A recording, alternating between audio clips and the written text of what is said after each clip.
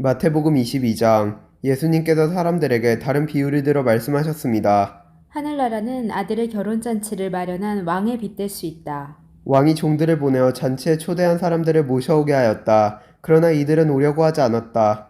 그러나 왕은 다시 다른 종들을 보내며 말했다.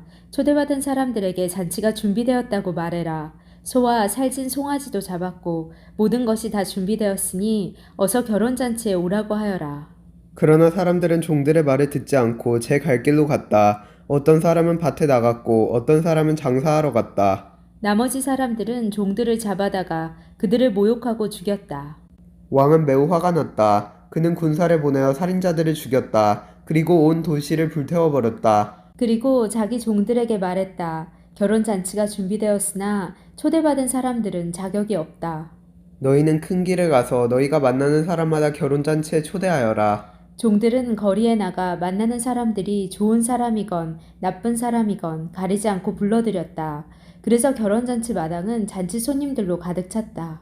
왕이 그들을 보러 들어왔다가 결혼잔치 예복을 입지 않은 사람을 보았다. 그 사람에게 왕이 말했다. 친구여, 결혼잔치 예복을 입지 않고 어떻게 여기에 들어왔는가? 그 사람은 아무 말도 하지 못했다. 왕이 종들에게 말했다. 이 사람의 손과 발을 묶어서 바깥 어두운 곳에 던져버려라. 그곳에서 슬피 울고 고통스럽게 일을 갈 것이다. 초대받은 사람은 많으나 선택된 사람은 적다.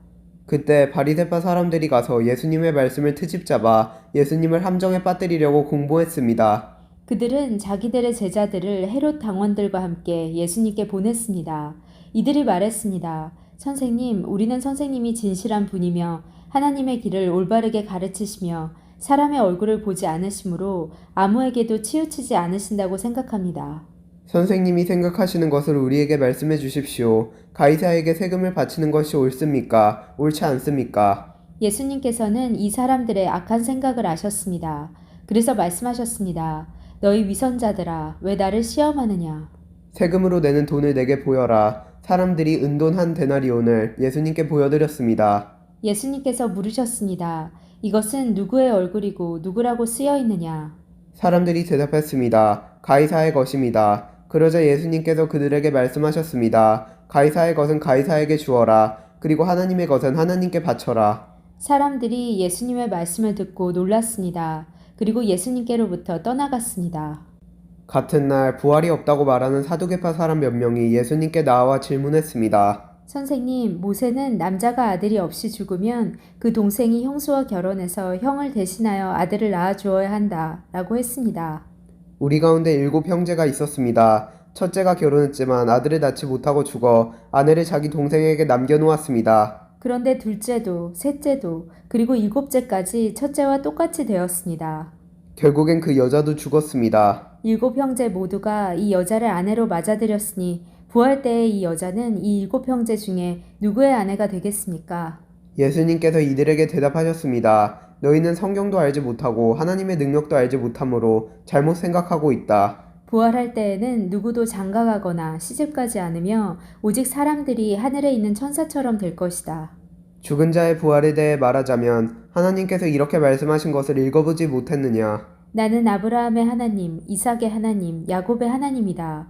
하나님은 살아있는 사람들의 하나님이시지 죽은 사람들의 하나님이 아니시다. 사람들이 이 말씀을 듣고 예수님의 가르침에 놀랐습니다. 예수님께서 사두개파 사람들의 말문을 막으셨다는 소식을 바리새파 사람들이 듣고 함께 모였습니다.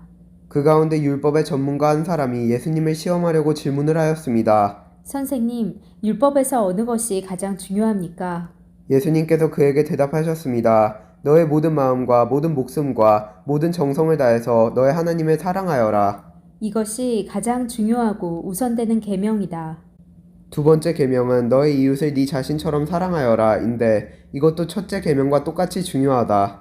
모든 율법과 예언자들의 말씀이 이 두 계명에서 나온 것이다. 바리새파 사람들이 함께 모여 있을 때 예수님께서 그들에게 질문하셨습니다. 너희는 그리스도에 대하여 어떻게 생각하느냐?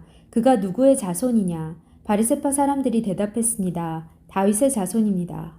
그러자 예수님께서 그들에게 말씀하셨습니다. 그러면 다윗이 성령의 감동을 받아 어찌 그리스도를 주님이라고 불렀겠느냐? 그는 여호와께서 내 주님에게 말씀하셨습니다. 내가 너의 원수를 너의 발 아래 굴복시킬 때까지 너는 내 오른쪽에 앉아 있어라 라고 말하였다. 다윗이 이처럼 그리스도를 주님이라고 불렀는데 어떻게 그리스도가 다윗의 자손이 되느냐?